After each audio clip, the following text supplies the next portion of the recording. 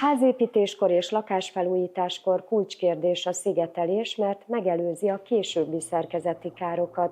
Beszélünk az epoxifugákról, amelyek közül sokféle színben lehet választani, vízlepergetőek és könnyen tisztíthatóak, és megjelentek a trendekben a kőszőnyegek.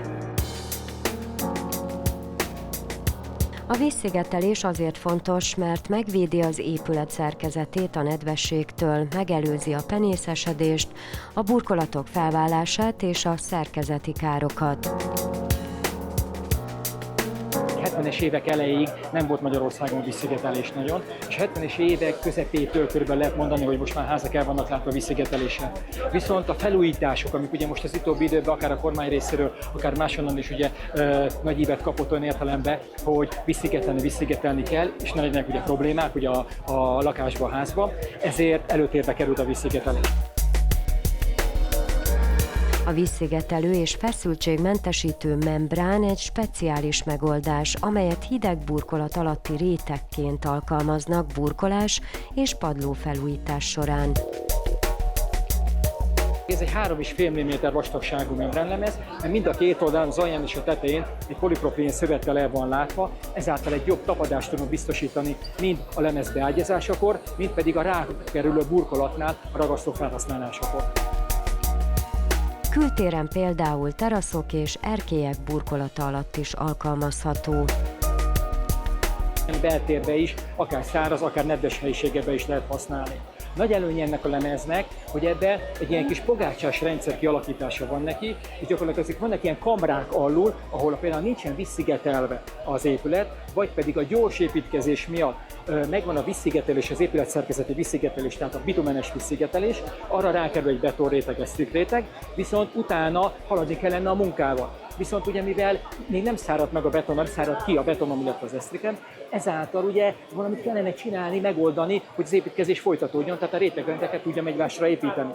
Mit lehetne megoldani? Erre a megoldásra is jó ez a VDM-100-as lemez, mert a kis kamrák miatt, nyitott kamrák miatt a nedvesség szépen tud a kamrák között szépen mozgolódni. Ha bármi oknál fogva nagyobb vízmennyiség kiborulna a felületre, akkor a vizet nem juttatja, nem fog bejutni, beszivárogni a rendszerembe, tehát megvédi, ezáltal egy sokkal hosszantartós, biztos megoldást tudunk biztosítani a szerkezetünknek. Epoxifugázás, ugye lesz ilyen téma is. Itt vannak új termékek, vannak új trendek az epoxifugázás területén? A magyar burkolói társadalom fél az epoxifugától.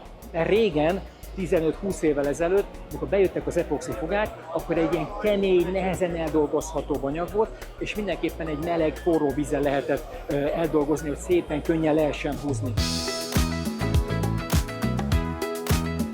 A mai epoxifugázók megjelenésükben és alkalmazási területükben hasonlíthatnak a cementbázisú fugázóanyagokhoz. Nagyon krém és nagyon könnyen feldolgozható, és egy nagyon fontos dolog, nem kell hozzá meleg, illetve forró víz, hanem hideg vízzel is nagyon könnyen, egyszerűen be lehet fugázni a fugákat, és ami nagyon jó még, hogy a cementbázisú fugázóanyag porozítással rendelkeznek, pórusosak.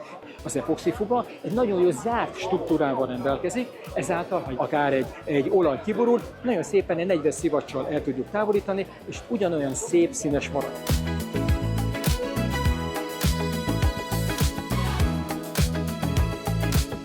A megrendelők igénye egyre jobban afelé megy, hogy nem akarnak látni fugát. Minél kisebb, minél keskenyebb fuga legyen, és ezáltal nyilván a lapok mérete is nőtt, ezáltal ugye kevesebb fuga van.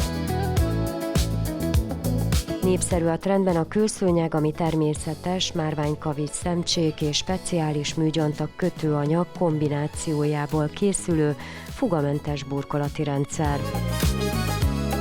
Egy nagyon szép, egyedi, dekoratív felületet tudunk belőle kialakítani, illetve létesíteni, kültéren és beltéren is, vízszintes és függőleges felületen is.